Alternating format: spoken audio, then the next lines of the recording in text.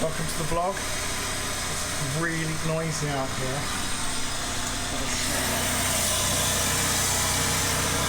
Yes, incredibly noisy.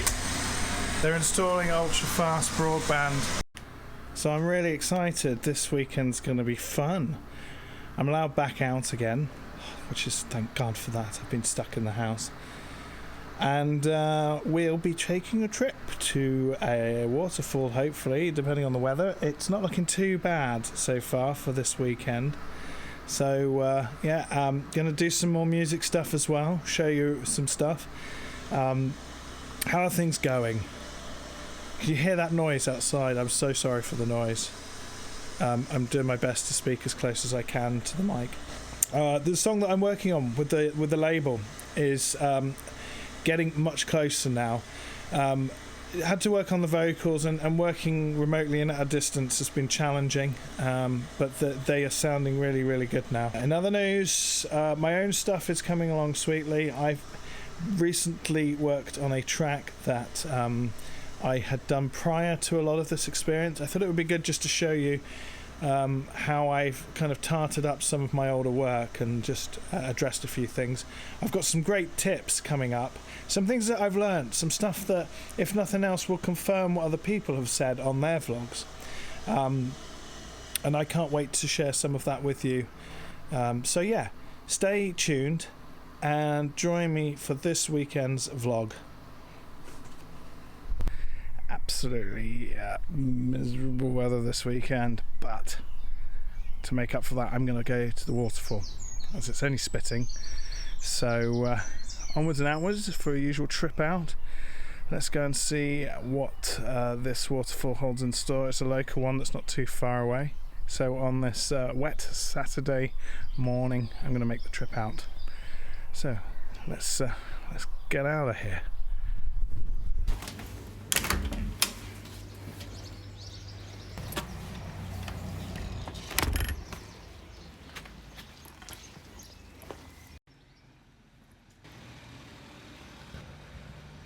Oh, that'd be nice. And this piece of shit all over the window for the let you in, you'll never break me. Don't stop, just run.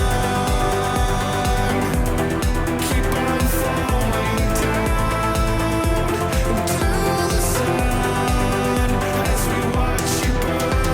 These lies in some kind of fantasy. So this is Break Its Neck Waterfalls, which is a pretty cool place to come at the weekend, really, which is only down the road.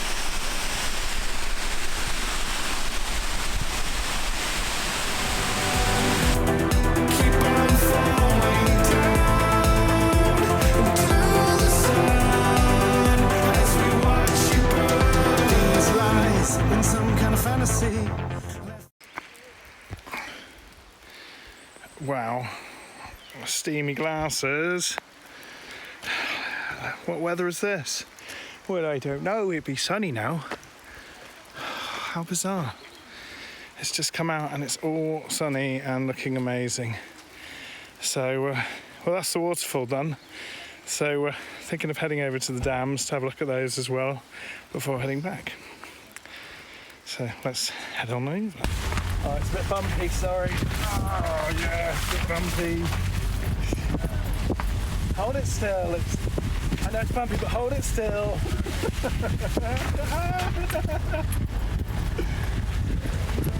You realise what you mean. You were just a fantasy.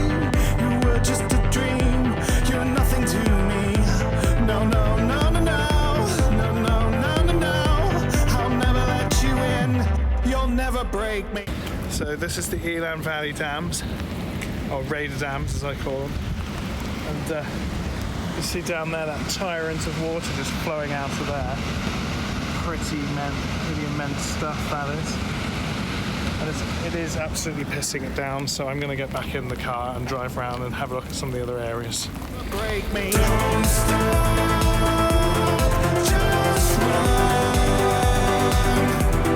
Keep on falling down into the sun as we watch you burn.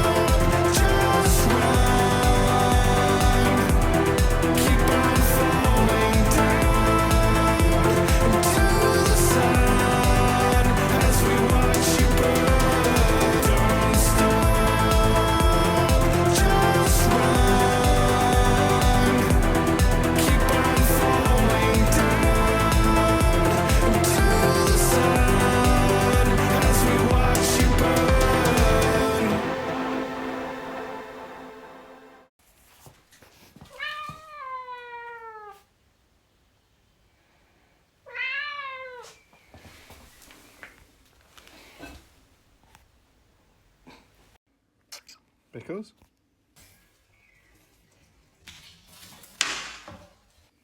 Pickles.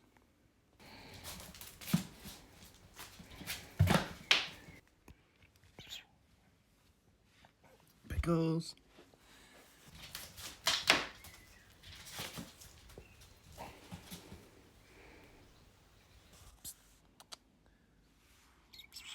Pickles. Why don't you meow when I'm talking to you? I need some stuff for the vlog.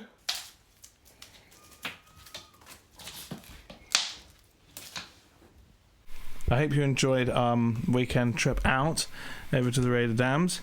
So I'm going to have a look at some stuff now in Logic, and I thought I'd take a look at my song Watch You Burn. My cousin's been doing the video for this. He's put together quite a really cool animated sketch that he's done for it, so I will try and get that shared out to you as soon as I can. But for now, you've had a chance to have a listen to a clip of what I've worked on. This song was written about 6-7 months ago, and what I've done is I've actually taken it more recently and applied some of the newer things that I've learned with it. So I thought I'd just dive in and have a quick look and show you some of the stuff that I've been working on and what I've done. First up is the main vocal track, which if you have a look here, there's a couple of things in here. I have a ton of plugins on here because I'm a plugin mad person, and I'm a bit lazy, and I've just chucked reverbs and stuff on and delays at the end. Ideally this isn't the best way to do it, but you get a unique sound from it, so it depends on your point of view really. If you take a look in here, some noteworthy plugins. So Soothy, which is really good for getting rid of the harshness in the voice. If you want to get a plugin that just saves you a lot of time, if you're the sort of person who is used to going into EQs and notching out various harsh frequencies, this thing will do the job for you. So basically, if we play this,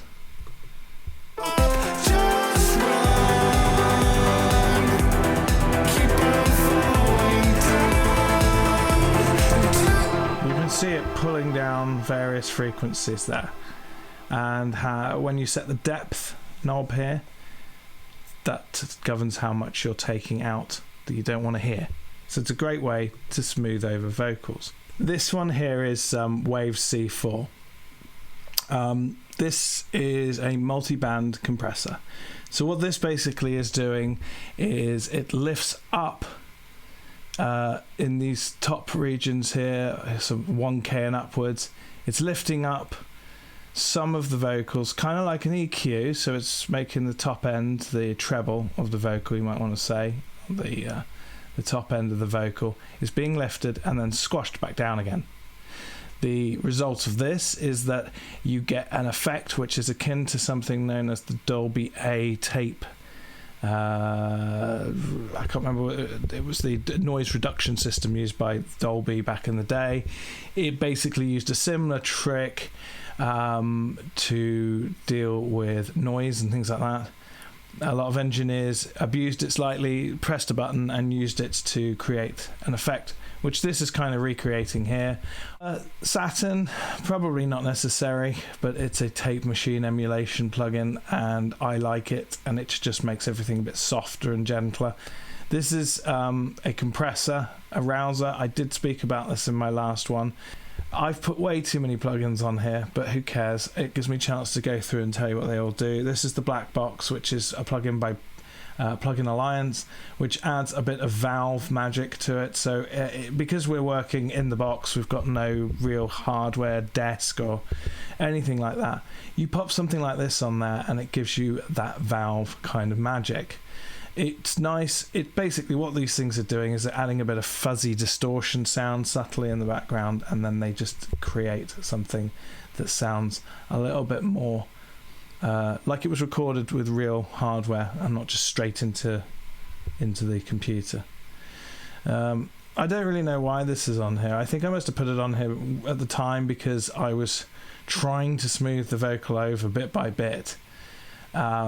And I kind of liked it on there. This is a crazy plugin. It's a compressor It's really for mastering, to be honest. But I threw it on there and I must have quite liked it. I still don't really know why, which is a bit bizarre really that's on there. But it sounds good, so I've left it on there. An old classic Super Tap. This one enables you to basically just spread the sound of the vocal over the stereo left and right a bit more. So puts a bit more size on the vocal. And then some classics like Echo Boy, which I love just because you get fantastic delays out of Echo Boy. That's a must-have plugin, by the way. If you're going to buy a delay, get Echo Boy before you get any other delay plugin. A lot of what I've done recently has been about refining my low end, getting my kick and bass to sound sweet. And you can see here on the bass that I've started to go a little crazy with some of the bass. When you're working with bass and kick drums, the kick drum itself tends to dominate the regions down in the 50 Hertz region. So on a plugin like this one here, which is the EQ built into Logic, you can see the frequencies all listed. You can see when you're playing a bass instrument.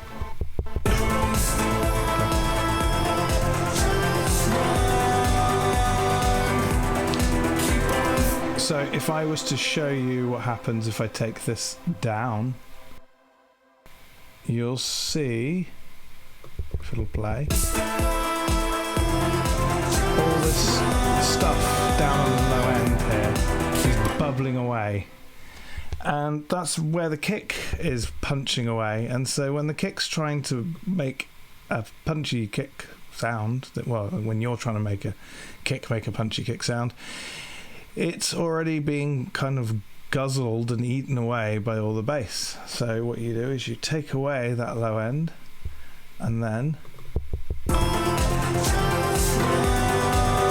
room. We can see that quite clearly by looking at the kick drum here. Which is bouncing around just here at about 50 Hertz in its peak. And if you want to go even more extreme, then you can bring up span.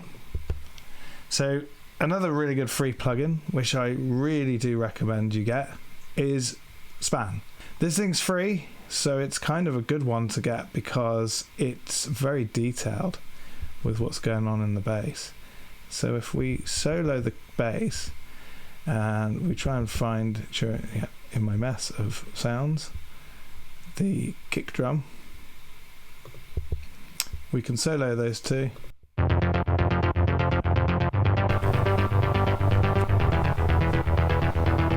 So we can see where the bass is sitting.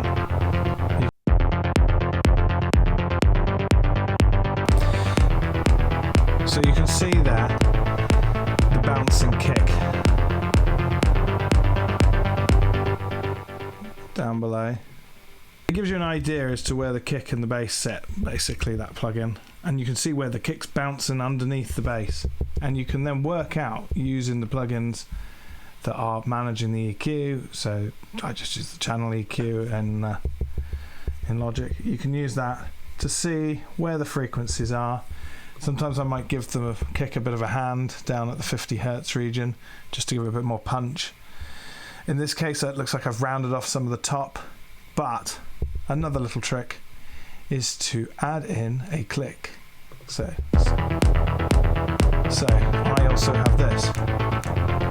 If we mute that, a little click, which helps the top of the kick drum to poke through the mix. Obviously some of these ideas I've heard on the internet. Some of them I'd learned before the internet. Adding the little click on top of the kick is a very common trick these days to put into a kick drum, because it enables you to always make sure that you can hear the kick. It's always there, it's always obvious that it's sat there, and it just enables it to get through the mix and climb above all the other sounds within there. But you can see there, basically what you're doing when you're mixing is you're carving away stuff so you can fit it all together and make it all fit into one pot. So hopefully using those tricks there, you might be able to do a bit more research on some of them. over the internet and see about those, see the other ways that people are using those tricks to mix with. It's always good to sort of watch about 3 or 4 different people do these tricks, because you'll find people do it, set it up in different ways. Everybody has their own unique way of trying to do it, and just look at the way that you're mixing, if those sorts of things with your low end are a problem for you. Kick and bass are particularly difficult because they get swamped out, and the kick, keeping that punchy kick without it sounding too dominant that it gets too out in your face. You start turning the kick up too loud and then it starts to sound too heavy, and so you start turning your bass up, and then the whole low end is a lumpy mess. So you bring it all out again, listen to it in the car, and then it sounds like something screaming in your face, and so you just go round and round and round and round and round, and then you give up, and then you go home and you get drunk. Well, not always. I hope you enjoyed all the cool stuff that was in the vlog today. Please like and subscribe. Oh, I said it finally right. That's good. I'm getting better, getting more experienced and all. So yeah, keep checking out these vlogs. I'm really hoping to expand it so that I'm doing more music stuff during the week, and I can share smaller snippets of what I'm doing. I've got so many tricks and techniques that I wish to show that I've learned over the years, and I know a lot of people use them, but I really want to show my take on them and how I use them. So hopefully I'll start doing little snippets of stuff that I'm doing during the week as well. So check out that when it starts to happen. I'll let you know. And yeah, I will catch you next Sunday. Catch you later.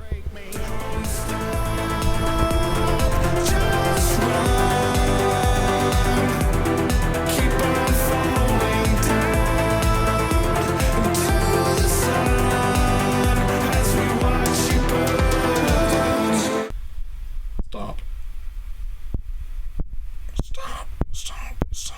God, why won't you stop? I get low battery. Oh no, don't tell me that stuff.